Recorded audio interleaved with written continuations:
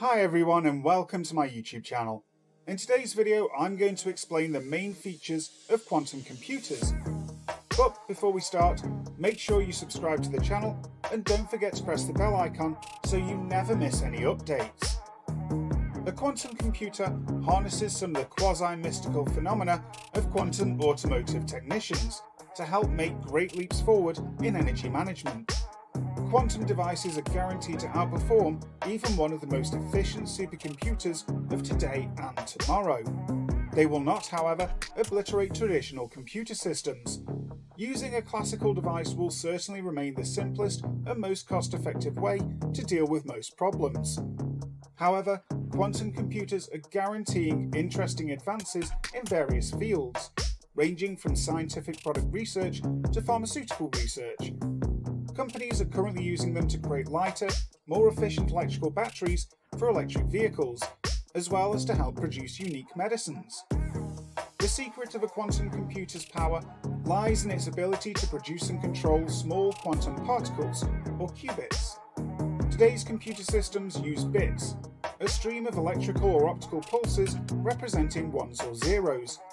Everything from your tweets and emails to your iTunes songs and YouTube video clips are actually long strings of these binary numbers.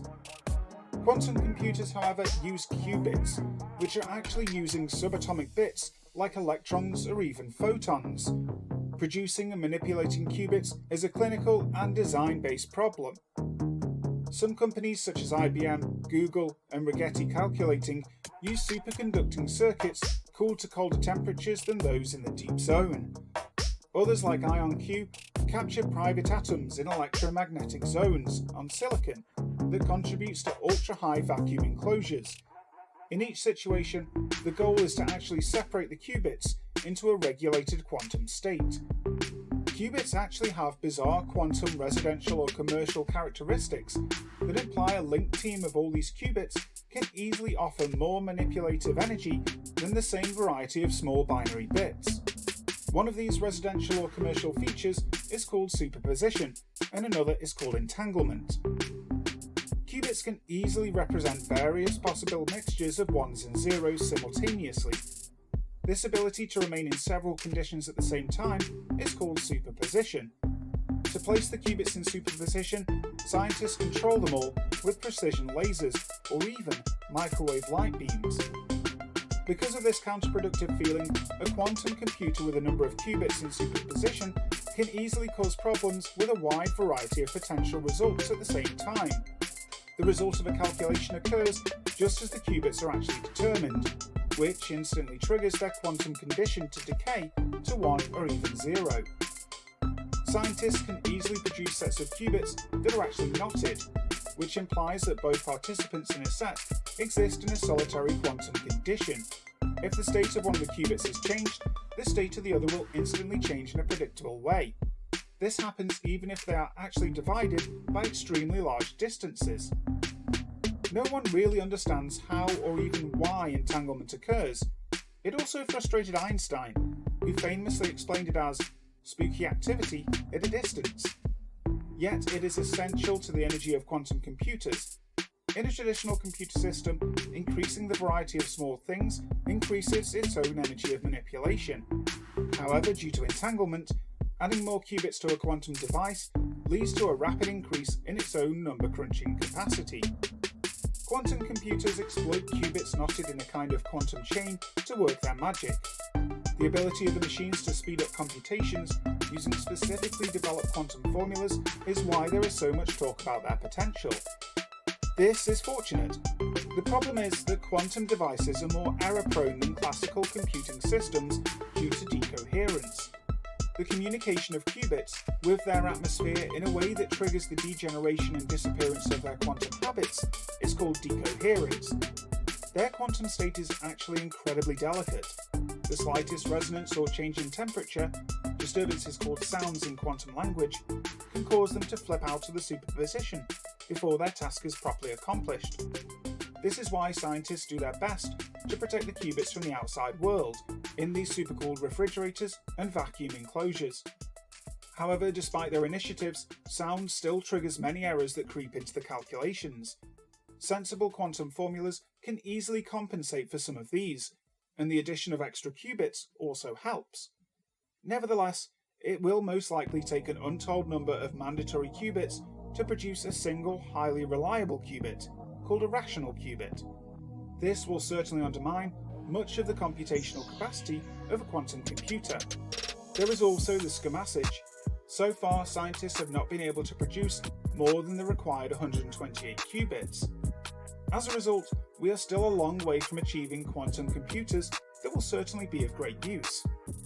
This has not dented the chances of pioneers to be the very first to demonstrate quantum superiority.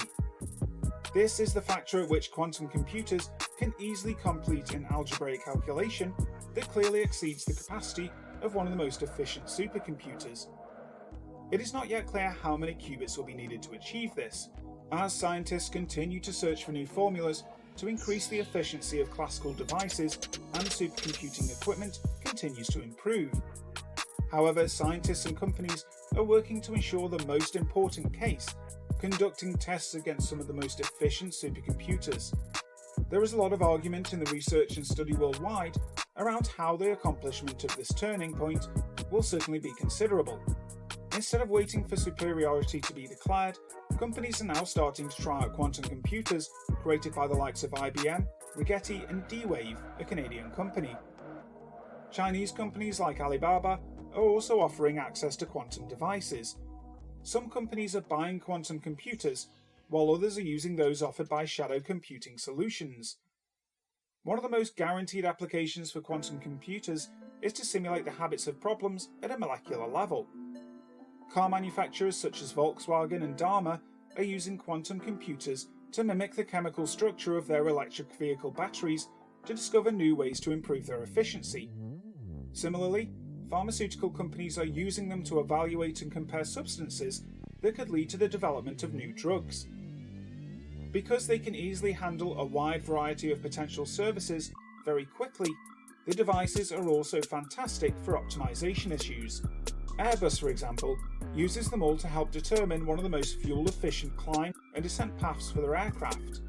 Similarly, Volkswagen has developed a solution that determines the ideal trajectories for buses and taxis in urban areas to reduce traffic congestion. Some scientists also believe that these devices could be used to speed up synthetic knowledge. It will probably take many years for quantum computers to reach their full potential.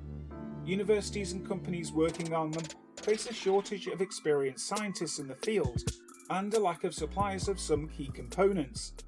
However, if these unique new computing devices deliver on their promise, they could change entire markets and drive global development.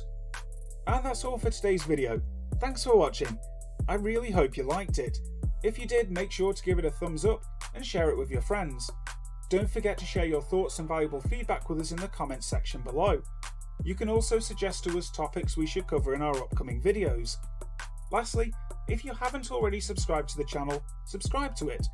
And if you want to watch more videos like this, press that bell button so you'll be notified each time I upload an interesting video. So, we'll see you in the next video. Bye!